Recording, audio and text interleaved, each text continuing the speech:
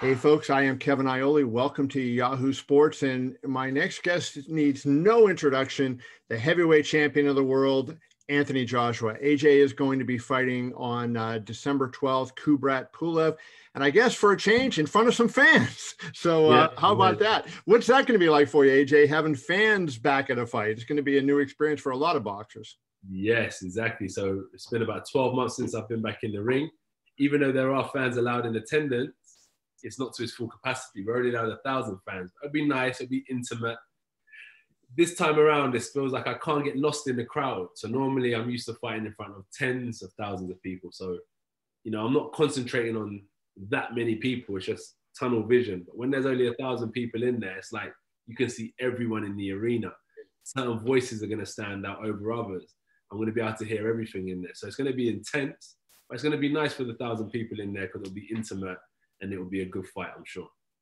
Do you feel in a way that in this fight, like the pressure's off, you lost the title to Ruiz, you come back. And to me, I don't know if you would agree with this, but just as a person, I've watched boxing all my life. I'm a lot older than you. You looked really tight in that rematch. Like, you knew you had to do this. And it seemed like you weren't the free and loose Anthony Joshua that I have seen in the past. Do you feel like now that you've gotten over that fight, that we'll see a different version of you against Pulev?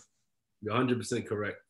After that loss, I realized what industry I'm in. It's a non-forgiving industry. I'm normally the happy-go-lucky guy, right? I'm just going to go through the division. I didn't even expect to be in this position I'm in. And hey, I'm champion of the world.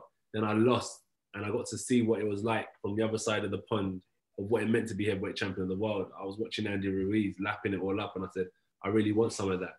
So now I had my opportunity to box and compete with Andy Ruiz. It's kind of like Joe Louis and Tony Tutangalento, where you have to box, you have to be smart. You're against someone big and strong. So I had to box and outmaneuver him. And I didn't want to make any mistakes. So what I decided to do was box on the back foot and control the short fighter. I got that win.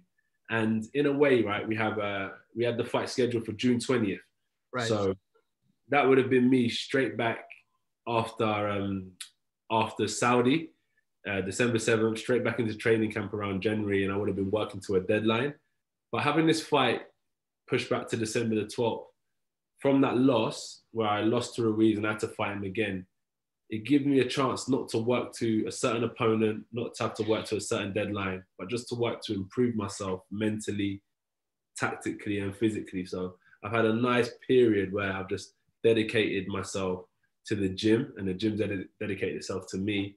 And I haven't worried about anyone else. And then Pulev came along and, I've had that good foundation over the last 6-7 months. And now I'm ready for the challenge of Kubrat Pulev. I want to ask you this because, as you talk about that sort of, Tyson Fury makes his comeback, has the 2 fights with Deontay Wilder during all this going on. And especially the rematch with Wilder where he looked so good. So we're at a point, before you lose to Ruiz, you're considered the #1 heavyweight in the world. I think at this point, most people consider Tyson Fury the #1 heavyweight in the world. So does that in any way give you that extra hunger that may not have been there had you just beaten Ruiz and be looking ahead after Pulev to a potential, Fury fight where you were the favorite, you were the guy, and he was, even though he has a championship, he would have been chasing you. In this case, do you feel like that gives you a little bit extra motivation? It's a great question because the normal answer would be like, yeah, 100% it does. Him being #1, I want to feel like I want to chase that. And I realized that no one lives in my head rent free. Tyson Fury doesn't live in my head. Deontay Wilder doesn't live in my head. I'm working hard, paying my own rent. So I'm just focused on myself. I'm not worried whether people call Tyson Fury #1 is down to public opinion. Right. I know in my world, I'm #1. I'm focusing on my own struggles, on my own successes. And the only way to prove, who is #1 and not leave it to public opinion is to get us in the ring. And that's where the fight with Pulev is important because it's a banana skin. So I have to go in there and perform, do a good job. And then that would lead me towards proving who's #1. So that's why I'm worried about myself. I'm worried about Pulev. I'm not worried about Tyson Fury being #1 at the minute. I just got to focus on myself. And then as long as I do that, I'll get the opportunity to prove who's #1 in the division. I want to ask you this question because I think, every fighter in the world is tough, right? I don't care if you're the worst fighter in the world. You step between those ropes, you are a badass guy, and you have a lot of courage and a lot of heart. But to me, I define toughness sometimes as the things you do. And so after you lost to Ruiz, you had a lot of heat on you. Get rid of your trainer, hire a new trainer, and you resisted, right? And I think in a way, you showed a lot of toughness in that regard, because, hey, if it didn't go well the second fight, all of a sudden, you screwed yourself, it was your fault. Do you agree with that? And do you feel like, was it a tough decision, knowing where the outside pressure at home was coming, get rid of McCracken, that you kept Rob and you proved you could regain the title with him? Yeah, definitely. That outside pressure is a lot. And if it went wrong, it's like there's 1,000,001 excuses. You should have changed Rob, you're this. But I believe in loyalty. These people, a new trainer would know how to improve me technically to a certain degree, but they don't know how to get the most out of me. So I can easily look at a fighter and say he needs to improve here, but you don't know the psychological battles that that person's facing and what makes them tick, what makes them angry. And that's been built up with me and Rob over a long period of time. So there is a sense of loyalty, the training facilities, all that type of stuff. So when you look at the options we have keep things exactly the same. That was staying with Rob, completely changing it. And that's taking the risk of firing Rob and hiring a new trainer. We don't know if we're going to get along. We don't know if it's going to work. Or keeping Rob and expanding the training team. I felt like number 3 was the best option. Is like, Rob, we've conquered the world independently for the last 10 years.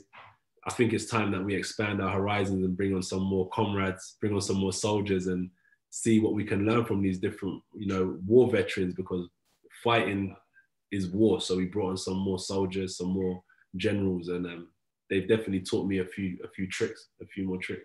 One of the things I want to do is just ask you about Pulev's, he's a guy, I'm just looking at his last couple of fights, Rydell Booker, Bogdan Dinu, Huey Fury, Kevin Johnson, not the killer of the heavyweight division that he's been fighting. How do you get yourself up for this guy so that you can be AJ and be the guy that, we've known you being, when you see he hasn't had that kind of level of opposition?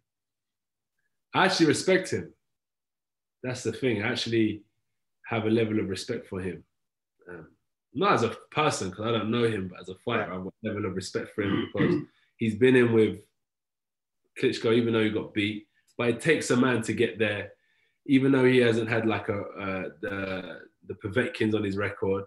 You put that record to someone who's coming up challenging for the title, Rydell Booker, Kevin Johnson, Bogdan Dino, Huey Fury, and he's beating all of these guys. I'll say, okay, this young up-and-coming heavyweight's hungry. So he's got something about him that has led him towards a championship.